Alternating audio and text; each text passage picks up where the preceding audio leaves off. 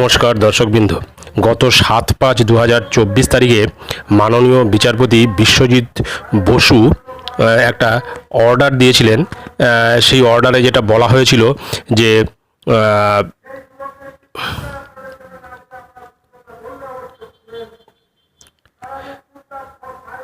এবং সেই অর্ডারে সমস্ত ডিআইদের নির্দেশ দেওয়া হয়েছিল যে তারা যেন তাদের আন্ডারে যে সমস্ত স্কুল রয়েছে সেই সমস্ত স্কুলের প্রধান শিক্ষকদের নিকট থেকে ইন সার্ভিস যে সমস্ত শিক্ষক শিক্ষিকা রয়েছেন তাদের সমস্ত ডেটা সংগ্রহ করে ডিজিটাইজ করার জন্য এবং সেই সংক্রান্ত একটি এসওপি অর্থাৎ স্ট্যান্ডার্ড অপারেটিং প্রসিডিওর জারি করা হয়েছে এবং সেটা আমরা দেখে নিই মূলত সেখানে কি বলা হয়েছে।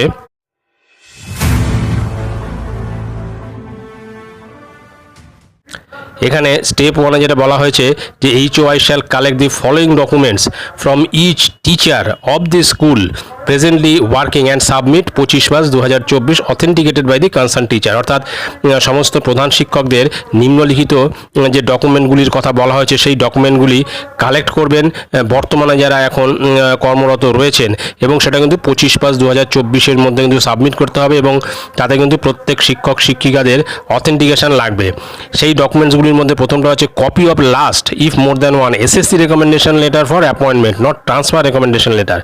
অর্থাৎ কোনো শিক্ষক বা শিক্ষিকা যদি স্কুল চেঞ্জ করেন, পরীক্ষা দিয়ে স্কুল চেঞ্জ করেন, সেক্ষেত্রে তার লাস্ট যে রেকমেন্ডেশন লেটার এসএসসির তার একটা কপি লাগবে। এক্ষেত্রে যারা ট্রান্সফার নিয়েছেন তাদের জন্য এটা প্রযোজ্য নয়। তারপর রয়েছে copy of appointment letter only if last one if there are more than one appointment letter. অর্থাৎ অ্যাপয়েন্টমেন্ট লেটারের ক্ষেত্রেও সেই একই, শেষ যে অ্যাপয়েন্টমেন্ট লেটার সেটাই কিন্তু তার কপি কিন্তু সেখানে সাবমিট করতে বলা হয়েছে। তারপরে copy of approval memo for the present posting mandatory if A non SSC candidate.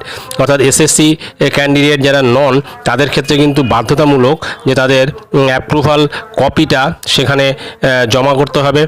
R copy of documents showing authorization for appointment such as panel approval memo number or any other collateral evidence or court order in case of approval in compliance of court order, though there is no provisions or need in the portal for entry of such documents। অর্থাৎ এক্ষেত্রে অথরাইজেশনের একটা কপিও কিন্তু জমা দিতে করতে বলা হয়েছে।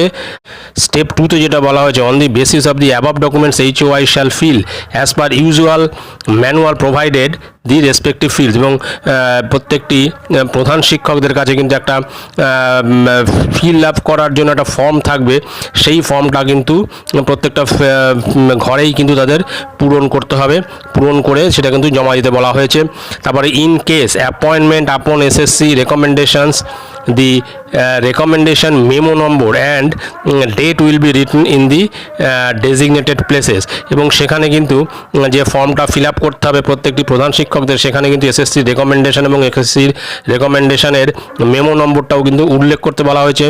তারপরে যেটা রয়েছে on and before 27/5/2024 each HOI shall submit hard copies of the documents as authenticated by the concerned teachers referred to while furnishing the information in the portal or database, and in step 1 above accompanying a clear forwarding letter stating that the number of approved teachers presently working in the school, number of teachers whose information have been furnished by him, and an attested downloaded report from the portal about the submitted information showing names of the teachers about whom information have been furnished। অর্থাৎ এক্ষেত্রে প্রত্যেকটি প্রধান শিক্ষকদের একটা করে forwarding letter কিন্তু তার সঙ্গে দিতে হবে এবং সেখানে কিন্তু প্রত্যেকটি শিক্ষক বা শিক্ষিকা যাদের ডকুমেন্টস সেখানে ফার্নিশ করা হলো তাদের সেই ডকুমেন্টসগুলির যথাযথ আছে এবং যে ডকুমেন্টসগুলি জমা দিতে হবে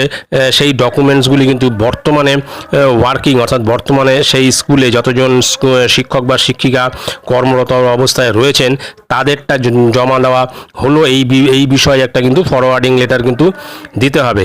তারপরে রয়েছে 100% accuracy shall be maintained in furnishing each information এবং প্রত্যেকটি ইনফরমেশানের ক্ষেত্রে কিন্তু 100% সঠিক এই ইনফরমেশানগুলোই কিন্তু দিতে হবে।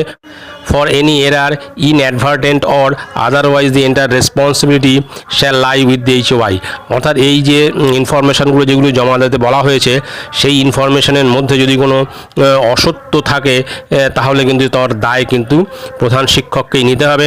তারপরে যদি process of furnishing information in the portal shall be completed by each HOI within 25/5/2024 এবং এই টোটাল কাজটা কিন্তু 25/5/2024 মধ্যে অবশ্যই করে ফেলতে হবে।